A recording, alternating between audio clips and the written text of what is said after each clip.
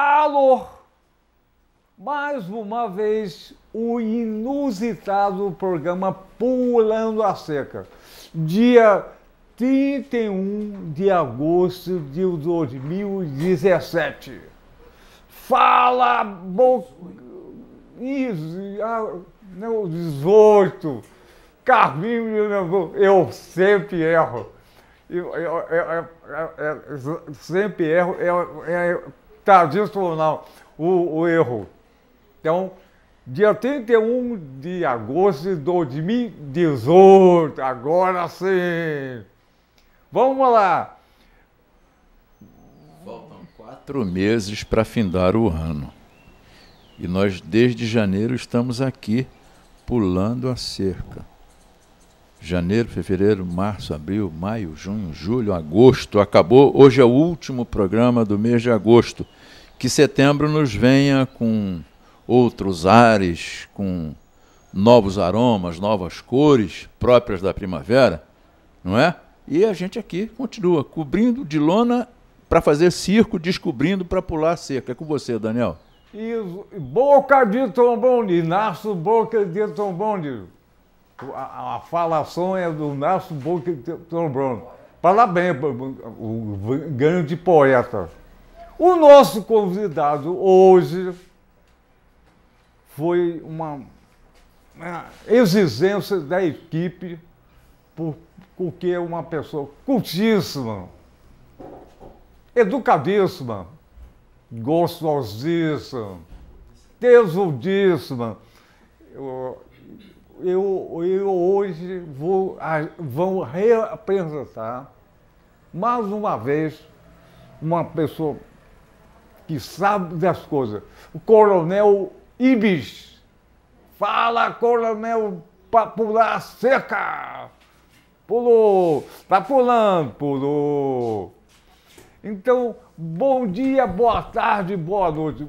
E o tradicional. Fez xixi? Sim, certamente. Bom dia, meu amigo Daniel. Para pular a cerca tem que fazer xixi. Sim, concordo. Olha só. Pular a cerca por cima, por meio, por baixo, por quê? Para a gente enxergar do outro lado. E o outro lado não tem corrupção, sacanagem, nada disso.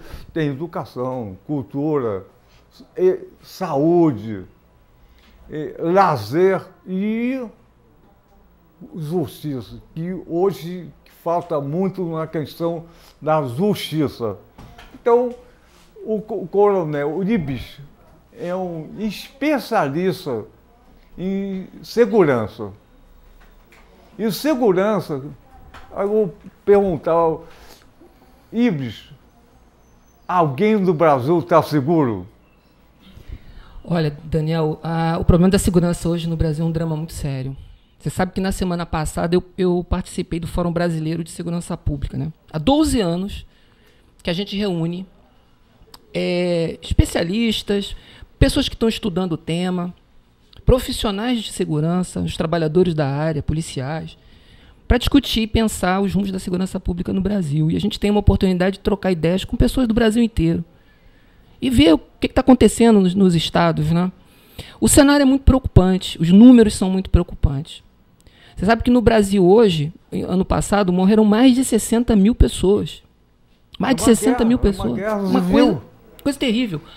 A cada hora morrem 7 pessoas vítimas de morte violenta intencional. A cada 2 horas morre uma mulher. A cada 2 horas, uma mulher no Brasil é vítima de violência. Então, o cenário é muito preocupante. Nós estamos aí com uma população carcerária de mais de 700 mil pessoas presas. Mais de 700 mil pessoas presas.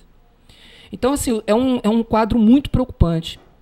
Agora, eu penso, Daniel, assim, que o mais urgente agora é a gente não deixar as pessoas caírem no desespero, acreditando que não tem jeito. Eu acho que todos nós que temos a responsabilidade de falar publicamente e sermos ouvidos pelas pessoas, né? E que temos, assim, a oportunidade de influenciar outras pessoas, a gente tem a obrigação de não deixar as pessoas cair naquela ideia de que não tem mais jeito, que está tudo perdido. E eu percebi lá em Brasília que esse sentimento de de tristeza, da gente acreditar que realmente as coisas vão mal, está começando a tomar conta das pessoas. Impotência. O nosso desafio hoje é não deixar que isso aconteça. É mostrar para as pessoas que, apesar do cenário ser muito ruim, não é fácil, evidentemente, de resolver. A gente não vai resolver de uma hora para outra. Mas tem jeito. Tem jeito. E eu acho que o nosso grande desafio hoje é dizer isso e mostrar o caminho, né? Porque senão, meu amigo, em pouco tempo a gente vai regredir a barbárie de fato, né? A Idade Média. A Idade Média. E com Ibris, e como é que você vê o jeito de contornar essa situação? Olha, eu começaria com uma frase bacana, uma palavra maravilhosa que você abriu o teu programa hoje, a palavra justiça. Ela é absolutamente central para a paz. A gente não tem paz porque tem polícia na esquina. A gente tem paz porque tem justiça. Ou não tem paz porque não tem justiça. Eu me refiro à justiça no sentido mais amplo e belo que essa palavra pode ter. Justiça social, não é? Redução de desigualdade à justiça social. E é disso que eu estou falando. E em 2016 a gente cometeu um pecado, para dizer o mínimo, contra esse país, que foi termos aprovado o Congresso Nacional, esse que está se despedindo agora, e já vai tarde, teve a ousadia de aprovar uma emenda constitucional que é um verdadeiro crime contra esse país, contra o futuro desse país. A emenda constitucional 95. Essa emenda que congela a despesa pública por 20 anos. Dentro de pouco tempo, este país estará vivendo um inferno. Se a próxima legislatura não tiver a coragem de rever isso. Ajuste fiscal, eu não tenho nada contra o ajuste fiscal, mas desta maneira, num país já tão marcado por injustiças sociais históricas, por desigualdade, num país onde mais de 60 mil pessoas estão sendo mortas, num país que precisa investir em segurança, em saúde, em educação, você congelar a despesa primária por 20 anos, você está querendo o quê? Então, eu acho que tem que começar por aí. O próximo caminho para melhorar a segurança pública no Brasil é rever essa emenda constitucional 95, porque senão não vai ter dinheiro para nada. Não vai ter dinheiro para reformar a polícia, não vai ter dinheiro para política pública para as mulheres ou para a juventude, não vai ter dinheiro para nada. E sem dinheiro você não faz nada. Então, para começo de conversa, tem que rever os termos desse ajuste fiscal. Essa seria a primeira providência. A segunda providência é olhar para esse monte de crime que a gente comete e dizer o seguinte: o que é que eu vou enfrentar?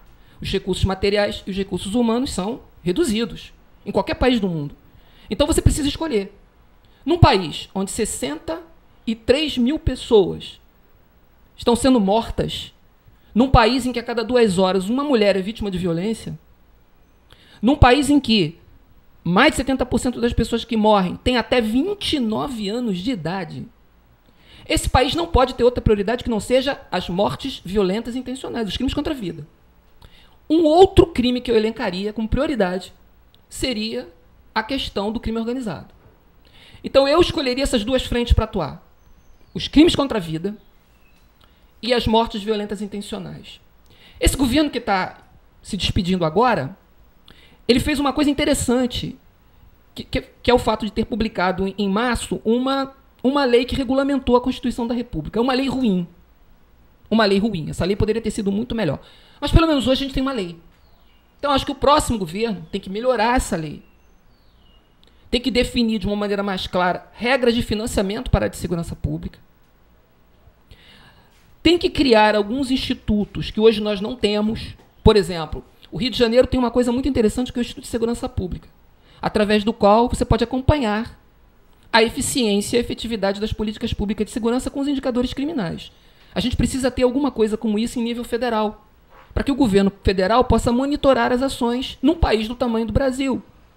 A gente precisa aparelhar a Polícia Federal, para que a Polícia Federal possa dar conta da sua tarefa de enfrentar o narcotráfico e o contrabando de armas.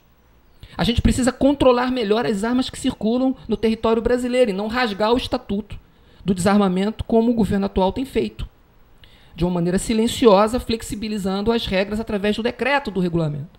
Então, acho que tem muita coisa que o próximo governo precisa fazer na área de segurança pública e que começa pela decisão política. o próximo governo da República precisa entender que segurança pública não é uma atribuição única e exclusiva dos Estados-membros. A União Federal tem um peso muito grande nisso, precisa assumir isso como uma responsabilidade da União e, a partir daí, começar a desenhar políticas públicas para a gente reduzir esses indicadores. Mas jeito tem. Começa com decisão política e começa com o nosso voto. Né? Eu acho que você tem toda a razão.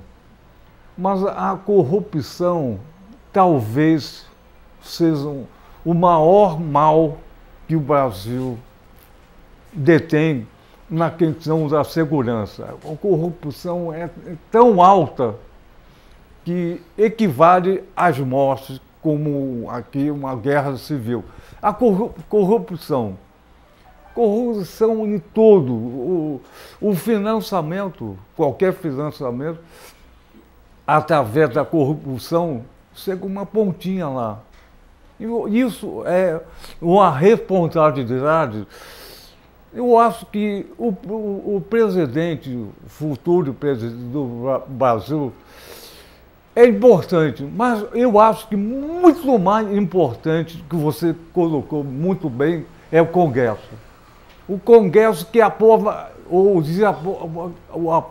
não desaprova tudo. Então, o Congresso que vai se despedir, um Congresso corrupto.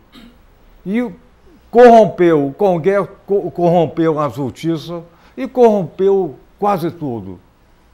E aí você falou muito bem, a impotência da população, vendo o Congresso ruim, uma justiça ruim, e a mídia coloca isso claramente. Que é isso, aquilo, todo dia tem uma grande corrupção, um grande sacanagem. Então, eu acho que a maior, acima da segurança, na minha visão, é a corrupção. Corrompe tudo, a cabeça, o Congresso, tudo. Então, na minha visão, é a corrupção. Hoje, você tem razão, a impotência, parece que o Brasil está suicidando-se. É um suicídio. E a corrupção corrompe a cabeça. E a cabeça fica impotente e suicida o país. O que você fala é fundamental, porque, como eu disse na minha resposta, a gente tem esses dois crimes a enfrentar, né? Os crimes contra a vida e o crime organizado. O crime organizado, aí vai em cheio no que você está falando. Não existe crime organizado sem corrupção. Claro. Não existe. Acreditar que existe crime organizado sem corrupção é bobagem. Não tem Estado paralelo. Esse crime que se organiza de uma forma tão imensa e brutal no Brasil, isso só é possível acontecendo à margem do Estado, porque de alguma maneira ele se relaciona pelos subterrâneos com o Estado. Então, para enfrentar esse crime, além de uma estrutura que a gente precisa montar hoje, uma estrutura objetiva através da qual possam fluir políticas públicas, isso a gente não tem, a gente também precisa enfrentar o tema da corrupção e da corrupção política. Porque é aí que se cria o Estado paralelo. O Estado paralelo só se forma por causa da corrupção política. Né? Então, como é que a gente faz isso? Hoje, no Brasil, uma questão que é fundamental para enfrentar é a reforma política. Se a gente não fizer uma reforma política, a gente vai continuar imaginando, e a maneira como as pessoas normalmente pensam a corrupção é pelo ponto de vista pessoal. As pessoas acham que o problema é da falha de caráter de uma pessoa. Se eu mudar essa pessoa, todos os problemas estarão resolvidos. Não, isso é um engano. É uma mágica. Isso. Não é mágica. A gente precisa pensar em termos de instituição. Isso me lembra lá dos federalistas americanos, né? O Hamilton, se a minha memória não me trai, ele enfrentou esse desafio lá no século XVIII. Ele pensou o seguinte: olha, eu não estou muito preocupado em ter uma nação de pessoas virtuosas. Eu estou preocupado em criar instituições virtuosas. Porque instituições virtuosas tornam pessoas virtuosas também. Eu vou interromper. Você falou na cultura americana, o Tom Paine no 1800 e pouco, falava o seguinte: se fizer alguma coisa ruim, que seja comigo, mas os meus filhos e os meus netos têm que viver uma vida inteira. Quer dizer, isso é você pensar país. É você saber que existe um país que te ultrapassa. Um país que já existia quando você nasceu e que vai continuar depois que você morreu. Quer dizer, um povo que, para pensar assim, você tem que olhar a história do povo americano, exatamente, não é? A cultura tá muito relacionada à história. E aí a gente tem que pensar na nossa trajetória histórica, que foi completamente diferente, né? Mas que, apesar dessa diferença, um projeto de educação que esse país ainda não teve e não tem, pode tentar resgatar isso, pode tentar consertar os desacertos da nossa história, né? Então, eu acho que aqui, para a gente pensar a segurança pública, além dessas estruturas objetivas que a gente precisa criar e que a gente não criou, além das reformas que a gente precisa fazer, e na minha opinião, a reforma política é mais do que urgente para enfrentar esse problema da corrupção política, né? A gente também precisa pensar que segurança pública ela está fundamentalmente relacionada com a educação, com o modo com que cada um de nós se posiciona diante do mundo. Entendendo que uma sociedade não se faz com cada um pensando exclusivamente no seu próprio umbigo. Não tem sociedade de indivíduos. Uma sociedade pode ter indivíduos, mas tem que ter um pensamento de coletividade, porque é isso que nos precede enquanto criaturas mortais e é isso que permanecerá depois que a gente morrer. Então a gente tem que ter a noção de que cada um de nós, é claro, tem que pensar na sua sobrevivência, no seu bem-estar, mas tem que pensar que tem alguma coisa maior do que a gente. Essa alguma coisa maior do que a gente é o país, é a sociedade, né? Então eu acho que tem jeito, sim. Olha só, o Jorge Pessão, que é o produtor do programa, quer fazer uma pergunta. Bom dia, Coronel, tudo bom? Bom dia, Jorge, bom dia, prazer. Tudo bom? Em novembro próximo, o acordo entre o governo colombiano e as Farc completa 2 anos, encerrando mais de 50 anos de lutas deles, né, por melhores condições de vida para a própria Colômbia, mas também de muita morte. No caso do Brasil, da grande criminalidade, será que não seria também a hora de ter um grande acordo, chamar as grandes facções brasileiras e sentar e conversarem? Porque não dá mais para ter fuzil na rua assaltando barzinho, assaltando mãe que vai deixar o filho no colégio. Estão acabando com o turismo, a noite está vazia. Então, vai acabar quebrando o próprio consumidor da droga, que é o dependente químico. Se quebra o país, vai quebrar o dependente e não vai ter... O próprio empresário do tráfico não vai ter mais quem consumir a droga dele. Então não chegou na hora de tentar, não sei, pode ser uma maluquice, uma coisa utópica, fazer como fizeram na Colômbia, chamar os grandes líderes do tráfico, olha, gente, não dá mais. Vocês vão ter dependente químico, a gente não vai acabar com isso nunca. Mas também não dá para ter mais o esculacho que está tendo nas ruas. Você não pode mais andar com segurança porque você está com medo de sair de casa e não voltar. Isso é uma coisa utópica ou pode ser que isso venha a acontecer ou isso é uma coisa proibitiva e não vai acontecer nunca? Olha, eu acho essa ideia genial. Eu não tenho nada contra essa ideia. Aliás, aqui no Rio de Janeiro, alguns meses atrás, um advogado chegou até a propor isso, né, de sentar com essas lideranças aí e chegar a um acordo. Olha, parem de se matar, porque há 40 anos no Brasil vocês se matam. Né? Parem de associar venda de drogas à disputa de poder dentro dos territórios. Eu não vejo problema nenhum nisso. Mas eu honestamente acredito que isso, no Brasil atual, seria utópico, absolutamente. Né? A gente não tem a menor possibilidade de levantar um debate dessa natureza. Até pela maneira como a maioria das pessoas olha para a questão das drogas, né? Sob um ponto de vista moral, até religioso, achando que drogas tem alguma espécie de associação com as trevas. Né? Tem muita gente que pensa assim no Brasil, que sequer pensa em discutir a regulamentação.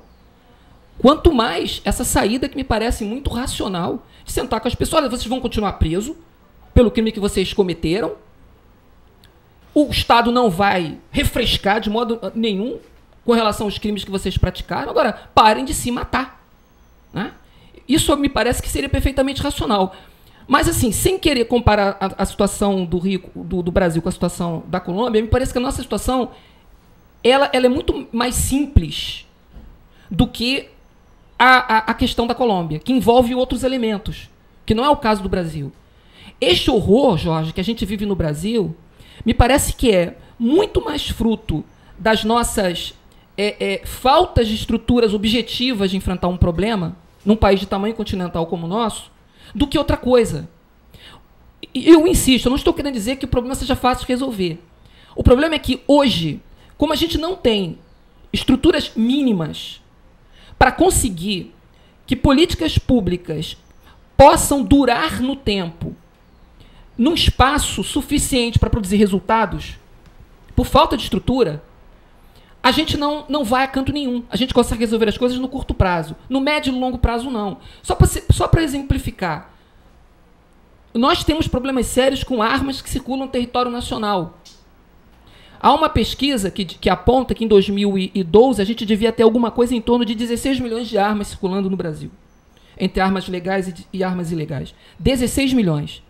Ora, nós temos dois bancos de dados de armas que não se falam. Não se falam. Você tem 2 bancos de dados que as forças estaduais têm dificuldades para acessar. Meu Deus do céu! É disso que a gente está falando. Qual é a dificuldade de integrar isso? Qual é a dificuldade? A dificuldade é que as instituições no Brasil elas competem entre si.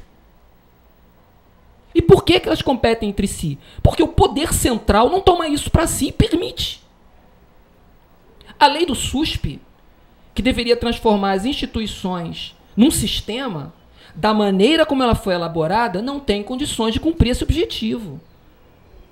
As instituições vão continuar como ilhas, talvez menos do que no cenário anterior, mas vão continuar. Por quê? Porque a gente decidiu complementar a Constituição enfrentando uma legislação complexa pela sua natureza, que é colocar as instituições nos seus lugares, fazendo com que elas dialoguem entre si, o que significa em algum momento subordinar uma a outra, e essa é a dificuldade, num ano de eleição. Ora, tinha que sair a legislação que saiu. Não é? Porque num ano de eleição, as nossas excelências não têm muita disposição para enfrentar os lobbies corporativos, fazendo a legislação que deviam fazer.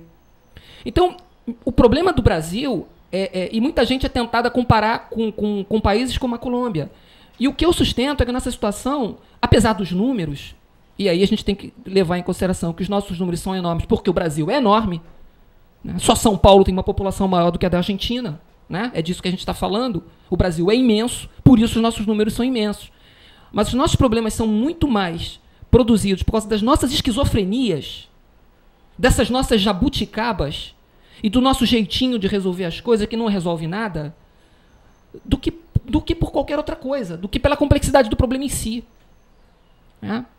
Você tem um problema, você sabe que 80% das pessoas que estão morrendo por armas de fogo. E você tem um Congresso que quer rasgar o Estatuto do Desarmamento para atender lobby de empresa que vende arma. É disso que a gente está falando. Pois essa situação me lembra o seguinte: tudo aqui no Brasil parece que é feito para não ser feito. Por exemplo, a legislação do SUS do mundo todo, talvez seja a legislação mais moderna que existe, mas não funciona. Então, a legislação é moderna. O país, no papel, é super moderno, atualizado. No real, tá abaixo da linha de terra. Então, tudo é feito para não se fazer. Parece isso. Então, você falou em ilhas. Claro, tem 15 ilhas. O normal, bom senso, é soltar. Não, deixa assim. Aí a corrupção aumenta. Tudo no papel é lindo. Lá, na realidade, não é nada disso. Você vê, Você tem um Congresso atual. Quem foi os congressistas? Uma pessoa que saiu da onde? Do quê? Vendendo o votinho, arrumando o votinho e conseguiu chegar lá? Não tem. Ora, se a gente fosse no Congresso e fizesse 3 perguntas para todos os congressistas, eu acho que 85% ou mais teria 0, reprovação total. Mas ele vota. Ele vota. O Brasil hoje depende de 500 deputados e 81 senadores. O presidente, veta ou não, mas antes passou por isso. E então, aí você vê o seguinte, Ibis, a educação reflete no Congresso. A educação menor que primária reflete no Congresso. É verdade. Estão matando uma guerra civil e fazendo o estatuto para liberar a arma. Olha só, por interesse próprio. Então, um grande problema do Brasil é a nossa educação. Sem educação não tem cultura. O Congresso, que Congresso é esse? Talvez a maior crise da segurança do Brasil ser o Congresso Nacional. Isso é genial. Eu acho que... Você sabe, Daniel, quando você falava, eu me lembrei de um poema que o Drummond pergunta se o Brasil existe. Eu acho que ele tinha razão. A pergunta é essa: o Brasil não existe como país. A gente continua sendo uma empresa que tem que dar lucro para meia dúzia de malandros. Claro. Né? Esse é o problema. Por isso que as coisas aqui, a gente consegue fazer coisas absolutamente geniais que acabam não decolando. Mas se você olhar, o Brasil funciona muito bem para algumas pessoas. Há 3 anos que a miséria está aumentando no Brasil. Em compensação, há 3 anos que a gente está aumentando mais ainda a concentração de renda, que já era grande. Ou seja, tem gente que, apesar no meio de todo esse horror, está feliz da vida. Porque está ganhando muito dinheiro, enquanto 70 mil brasileiros estão morrendo. Ou seja, o Brasil como país, na cabeça das nossas elites, ele não existe. Ele continua sendo uma capitania hereditária, cuja existência é para satisfazer o bolso dos malandros, que secularmente mandam nesse país. Ou seja, a gente precisa de um país. Né? Por isso que nessa campanha eleitoral, uma coisa que eu tenho sentido falta é de uma discussão sobre o Brasil. Né? Que país é esse que a gente quer construir, né? O capitalismo neoliberal, vou falar o seguinte: em termos de religião, Deus fez todo mundo igual. O capitalismo dividiu em castas sociais. E o capitalismo neoliberal, há muito tempo está vivendo, trata um país como uma empresa, uma fábrica. Uma fábrica ruim, de qualquer maneira, à mão, despede, não despede, explora. Isso, o capitalismo neoliberal é assim. E aí eu pergunto para você, Ibris, qual é uma grande empresa nacional que existe hoje no Brasil? Tem? Não tem. Então, nós somos uma fábrica muito ruim, sem saúde, sem limpeza, nada disso. À mão, tudo sujo, salário ridículo. E, então, a corrupção, a segurança, eu acho, pode parecer uma brincadeira, mas não é. A segurança é a questão do Congresso Nacional. É tudo, começa assim. Congresso e o senador é a grande derrocada da segurança no Brasil. Aí derrocada da saúde, educação, e assim vai. Então o Congresso. Pensa só, um Brasil enorme, um continente, é dirigido por 500 pessoas e 80 senadores. Não é isso? E eles representam, os 500 mais 80, representam a elite do Brasil, que é uma fração desse tamanhozinho. Então, o Congresso é a questão de segurança. Eu achei genial você ter lembrado do neoliberalismo, né? Porque, assim, a primeira grande crise do capitalismo depois da guerra, depois da Segunda Guerra Mundial, acontece exatamente no momento em que a gente está saindo da ditadura. 74, 75, né? A gente está caminhando para o final da ditadura e o capitalismo está se reinventando, mais uma vez, né? Porque ele vive de crises, né? A crise não é conjuntural, não, é estrutural, né? No capitalismo. E como é que o capitalismo resolve a crise? Quando tudo está bem, o lucro é do burguês, é do capitalista. Quando tudo vai mal, como é que eles fazem? Socializam o prejuízo. E como é que é socializar o prejuízo? O que entra na alça em massa de mira do capitalismo? O Estado. Né? Você tem que diminuir o Estado. A solução é sempre essa. Então, olha a tragédia. A gente está saindo da ditadura, os Estados Unidos estão declarando guerra às drogas, em 71, não é isso? 3 anos depois, o capitalismo entra em crise e começa a se reinventar dessa forma furiosa, né? No neoliberalismo. Aí vem Thatcher e Ronald Reagan, né? O Brasil saindo da ditadura civil-militar, pensando em se reinventar, já entrando nesse discurso de guerra às drogas. Algum tempo depois, ele faz uma Constituição que tentou instituir entre nós um estado de bem-estar social para tirar para corrigir essas injustiças históricas, mas aí a gente já estava na alça e massa de mira desse neoliberalismo. Ou seja, a nossa Constituição, ela já nasceu, de alguma maneira como alvo. E ela tem sido o alvo desde o dia 5 de outubro de 88. Aliás, a gente vai fazer 30 anos. Ela é atacada há 30 anos, impiedosamente. E agora, essa semana, o nosso STF deu mais um tiro na Constituição da República, né? Flexibilizando as regras de contratação. Não é isso? Então, olha só, isso não é por acaso. Isso faz parte de uma ordem internacional. Cruel. O capitalismo, Daniel, ele não tem mais possibilidades civilizatórias para oferecer para o mundo. Não tem mais. O que ele tem para oferecer para o mundo hoje é só barbárie. Só barbárie. A luta hoje por justiça, a luta hoje por uma segurança mais humana, tem que ser também uma luta contra o capitalismo. Contra essa versão.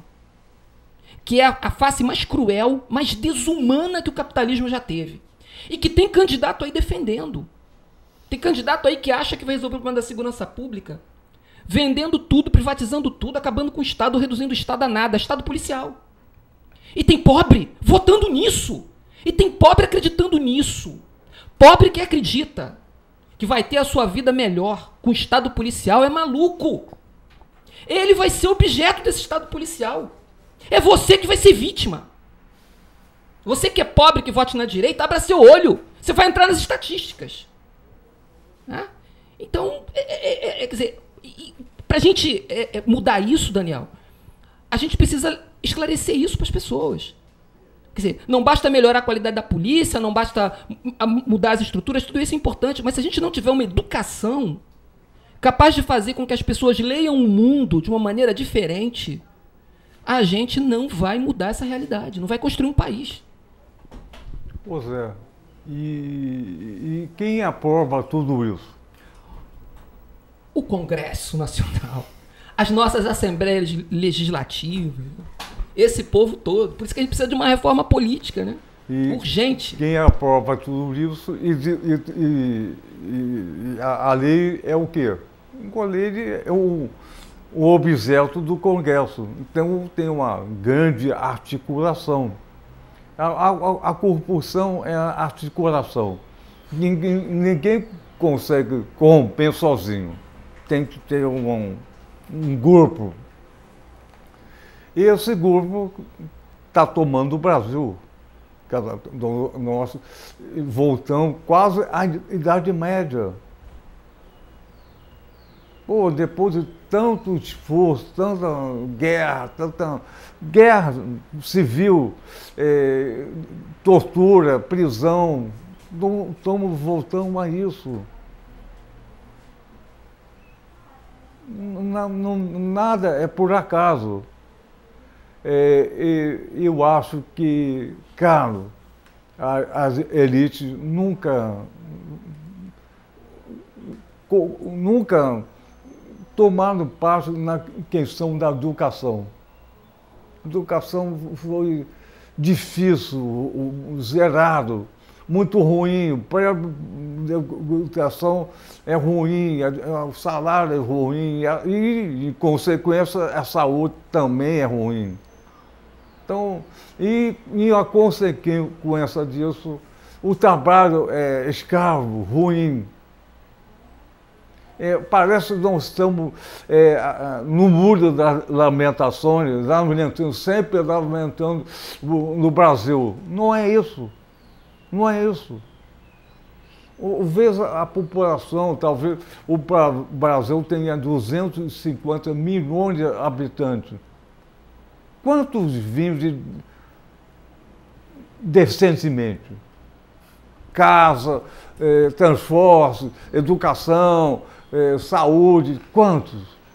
Talvez no máximo 10%, se for isso. Aliás, eu acho que mais isso. O imposto de renda é em torno de 30 milhões do Brasil. O Brasil tem 250, 10% consegue pagar imposto de renda. Consegue pagar um imposto de renda enorme. E 90% não consegue. A estatística é essa.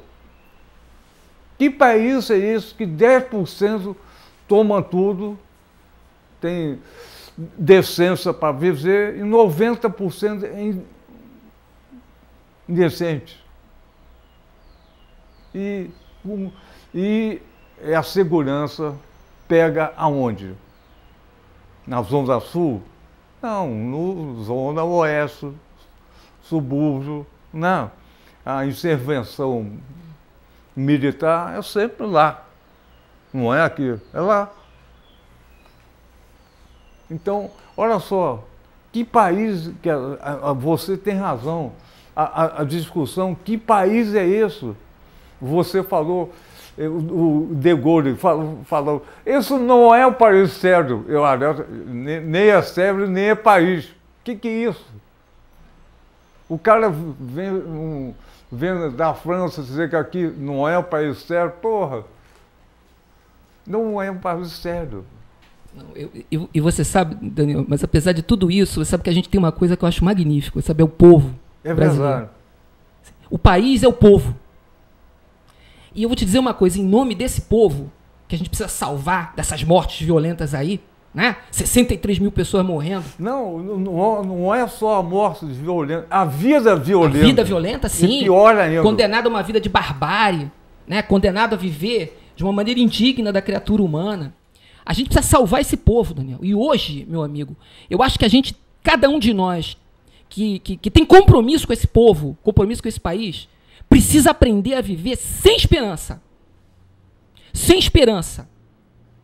Mas tudo que a gente fizer tem que estar baseado na vontade de mudar, na vontade de construir um país decente. Ainda que o cenário que esteja aí desautorize qualquer esperança, toda e qualquer esperança. O desafio é um desafio ético. Por que é que eu tenho que continuar brigando contra o que está aí, denunciando o que está aí, propondo saídas contra o que está aí? Porque eu quero. Porque eu quero viver num país em que 60 mil pessoas não sejam massacradas. Num país em que uma mulher não morra a cada 2 horas. Mesmo que eu não viva para ver esse país.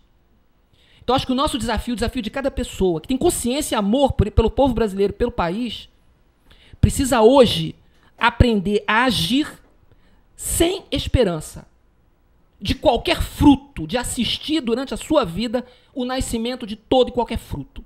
Mas fazer por vontade, por convicção, por ética.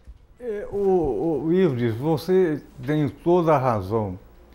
Se o Brasil, com a força continental que tem, se a gente...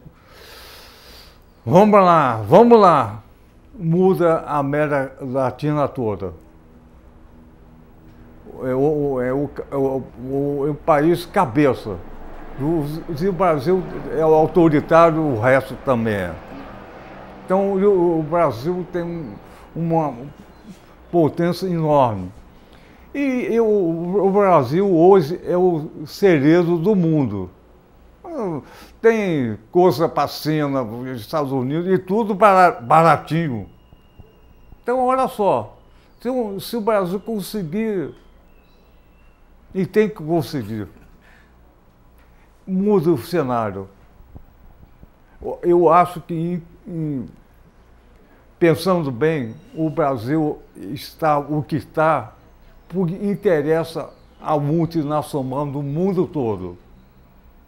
Por exemplo, o carro na Alemanha, o carro bonito, é feito com ferro do Brasil. E assim vai. Então, a interesse internacional, multinacional, é o Brasil ficar na pior. E dando-se a população.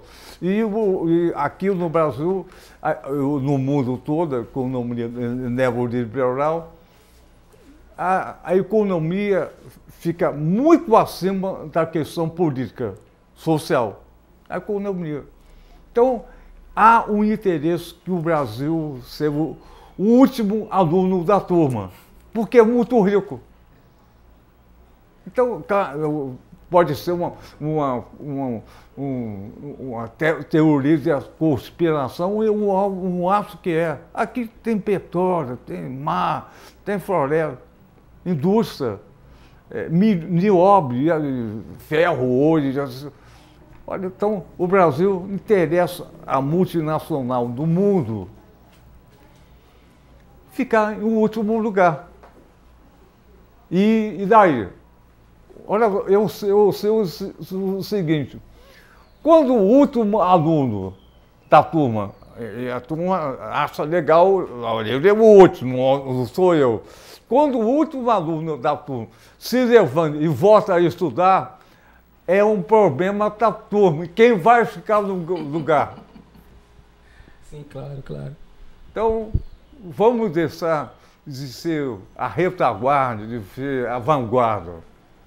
Olha só, terminou o programa, puxa vida, mais uma vez. E você vai voltar sempre aqui. Olha só, no dentista, 15 minutos é 5 horas. No motel, 1 hora nada. Então, 45 minutos é um tempo de futebol. Acabou. Mas vamos convidar outra vez o Bios. Mais uma vez, é importante. Daniel, vamos fazer um programa nos 30 anos da Constituição, agora em outubro, para falar sobre a Constituição, sobre os avanços, sobre os ataques. Nos 30 anos, agora em outubro, dia 5, ali no período, vamos celebrar essa Constituição. Então, Constituição ou coxa de retalho? Vamos discutir isso. Já está com um monte de emenda. Vamos discutir isso. Então, primeira sexta-feira de outubro, que dia que é? Boca de Trombônico. Qual? Tá procurando. Opa, então, 5... Opa! Olha só. Você vem aqui? Com o máximo prazer, falar da nossa Carta Magna. Então, 2 programas sobre... Vamos embora. Dia 5, dia 12 é feriado. 5 e 11. 5 e 11? Tá Isso. feito. Tá Não, feito. ou 2 vezes, você, uma vez só. 2 programas você grava 2 vezes. Então, no dia 5 pode gravar 2. Exatamente, dia 5. Então, de 10 às 11 e 11 a meio-dia, repete. Olha só, então vamos cantar a vanguarda, terá a retaguarda. 1, 2, 3, pulando a cerca com você. Mais uma vez. Amém.